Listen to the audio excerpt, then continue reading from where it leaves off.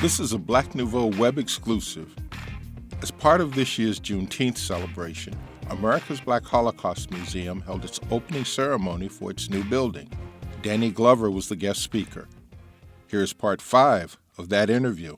And so if there's a such thing as healing forward, the work that I have done has been a direct outpouring of the way that I was raised and the possibilities that I know that existed not just for myself, but everybody in this room and everybody that we're connected to.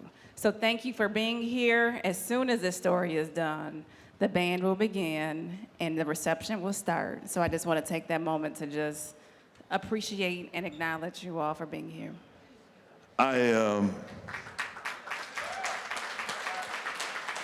We mentioned Ida B. Wells earlier in 1896, the year of Plessy versus Ferguson. That's a decision by the Supreme Court to stamp separate equal as universal law, as we would say. She led an anti-lynching campaign. Well, 50 years later, I don't know, some of you in this know that Paul Robeson and Albert Einstein were the co-chairs of an anti-lynching campaign. And they were aggressive. It was a national anti-lynching campaign. That's why we had to congratulate. That's why we had to congratulate Sister Gwen here. And also we have to congratulate Bobby Rush as well for introducing this legislation just last week, I believe. And so the story goes that there was immense,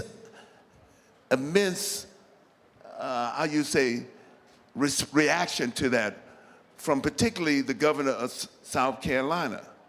The governor of South Carolina at that time, certainly by 1948, as Truman was running for his second term, the governor of South Carolina was Strom Thurmond. Strom Thurmond. Now, you remember when Trent Locke said a few years ago, as John Strom Thurmond approached his 100th birthday, he said this would have been a different country had Strom Thurmond become president. In the sense, imagine that. This is Trump before Trump. You know what I'm saying? And so Strom Thurmond put up such a fuss, and certainly as a governor of South Carolina, against a federal law, because what did it do? It undercut state rights. You know what I'm saying? The federal law said this is the law of the land. And so Robeson and a group, including W.B. Du Bois and other leaders in the black community, met with Harry Truman, the president. And remember, Roosevelt was like about 6'3". Robeson was about 6'3", 6'4", and Mary McCall Bethune described him as the tallest tree in our forest. And so Robeson was there, and Truman procrastinating because he's getting all this pressure from the Dixiecrats. There were Dixiecrats, the Democrats first, because the Republicans are the ones that freed the slaves, not the Democratic Party. And so what happened was he kept vacillating. So Robeson says, with all due respect, Mr. President, if you can't find a way to protect us, we'll find a way to protect ourselves. He said that. They dismissed the whole, Truman dismissed the meeting itself. And after that, from that moment on, there was a vicious attack against Paul Robeson.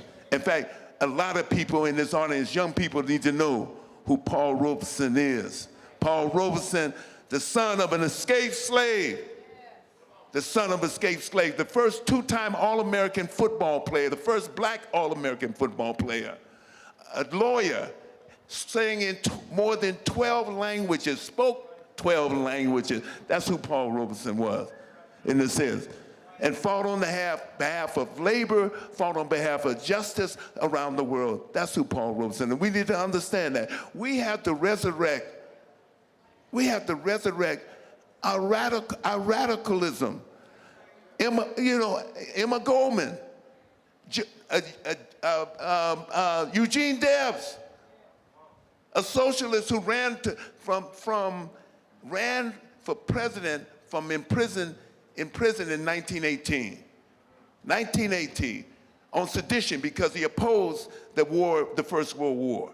We have to understand this radicalism that happened as I mentioned, Harry Bridges. We have to reclaim that. It was Robeson and W. Du Bois who formed the Office on African Affairs in 1939, anticipating after the war, the upcoming struggle for decolonization. They were at the Manchester Conference with all the future leaders of Africa and the Caribbean in Manchester, England in 1944 at the Pan-African Congress. And understand that. We have to understand the patterns of history and what has happened since then. The resistance that people have put up. Dr. King understood that. Dr. King understood that he was not the civil rights movement. He was part of a much larger movement than that. A movement that went beyond the civil rights movement, a movement to save humanity. That's what we have to talk about. This we have to talk about. What is our engine? What do we do in the course of saving humanity? And that's why I still want you to talk about your cousin, Rosa Lee, who just passed away 3 months ago. Let's tell me, my mother. Rosalie is going to be our final story. This is me, brother. I've been coming down. I've been going down to I was born in 1946 in San Francisco, California. From the time I was 6 months old to the time I was 3.5 years old, even I was born in San Francisco, lived in the housing projects in San Francisco. My mother left me on 2 occasions in Georgia on the farm with her mother and her father during that period of time. So I lived almost 2 years in my early, so all my sensibilities about smell, taste, all those things, heat, so I'm used to this heat and everything else. All of those were initiated down there as a small child and everything. So I go down there all the time. I was just down there. My cousin Fanny, my mother's first cousin Fanny, had her 95th birthday on January 19th. I was down there for her birthday on the 19th. And I haven't been able to get down there since. But I've gone down there. That's why my grandmother always would say, I'm gonna get a switch after you. I don't show up, she's gonna get a switch after me. And so I go down there. In fact, let me just say that. When I did Places in the Heart, which is dedicated to my mother, the movie I did dedicated to the images that I used in playing the character Mose was my grandfather, who was born in 1892. So it was about the same age as my character during the Depression when this takes place. So Fanny is 95, but she has a cousin, Rosalie, who made 100 September last year. Rosalie died, and I didn't get a chance to go to the funeral because I was out of the country 2 months ago, just over 100. Rosalie had a mental challenge. During 100 years, she was never able to take care of herself independently. Somebody had to take care of her. Imagine this community of love who saw Rosalie not as something to cast off, but she saw them as part of that community. Imagine that, and I thought about that because I saw Rosalie right after her 100th birthday at that thing.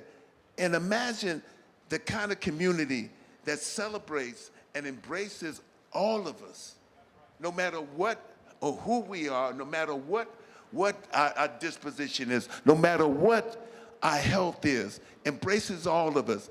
She only survives within that small community. And certainly, that community for me as a child was, when I saw they were mythical to me.